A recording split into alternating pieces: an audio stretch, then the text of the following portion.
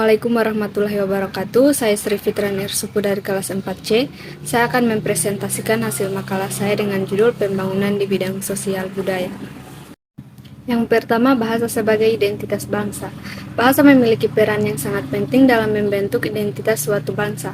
Bahasa tidak hanya sebagai alat komunikasi, tetapi juga sebagai cerminan budaya, sejarah, dan nilai-nilai suatu kelompok masyarakat. Kemudian adat istiadat dan tradisi. Adat istiadat dan tradisi adalah bagian penting dari suatu kebudayaan suatu kelompok masyarakat atau bangsa. Adat istiadat dan tradisi dapat menjadi fondasi yang kuat dalam menjaga keutuhan dan identitas budaya sebuah masyarakat. Selanjutnya, persepsi tentang kekuasaan. Kekuasaan sebagai kontrol dan dominasi. Kedua, kekuasaan sebagai kesempatan untuk mempengaruhi. Kekuasaan sebagai tanggung jawab, dan kekuasaan sebagai sumber konflik, dan yang terakhir, kekuasaan sebagai kemampuan untuk membawa perubahan.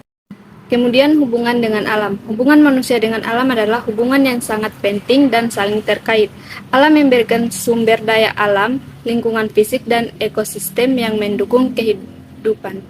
Selanjutnya, locus of control. Locus of control adalah sumber keyakinan yang dimiliki seseorang untuk percaya bahwa dia mampu mengendalikan peristiwa yang terjadi dalam hidupnya. Locus of control merupakan keyakinan individu mengenai sumber penyebab dari peristiwa-peristiwa yang dialami dalam hidupnya. Kemudian, pandangan peranan wanita. Pandangan tentang peranan wanita sangat beragam dan bergantung pada konteks sosial budaya dan sejarah. Beberapa pandangan menganggap peran wanita harus setara dengan laki-laki dalam berbagai bidang, sementara pandangan lainnya menganggap bahwa peran wanita harus lebih terfokus pada tanggung jawab keluarga.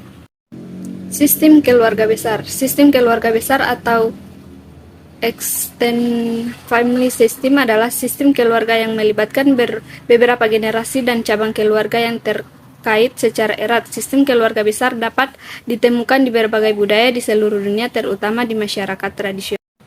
Kemudian, golongan tradisionalis. Golongan tradisionalis sering kali berpegang teguh pada nilai-nilai dan norma-norma yang diwariskan oleh leluhur mereka. Mereka mungkin menghargai struktur sosial yang ada, otoritas yang mapan, dan hierarki yang dianggap penting dalam masyarakat.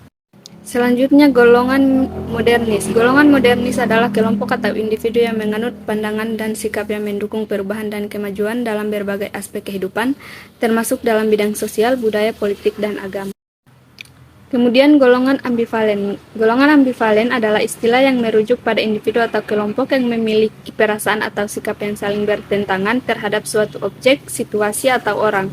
Ambivalensi adalah pengalaman mental yang mencakup perasaan positif dan negatif yang kuat secara bersama.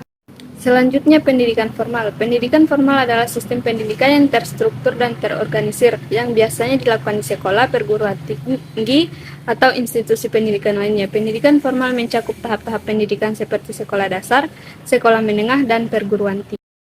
Pelatihan sebagai aspek pendidikan formal. Pelatihan merupakan salah satu aspek dalam pendidikan formal yang dapat memberikan pengetahuan dan keterampilan tambahan kepada individu.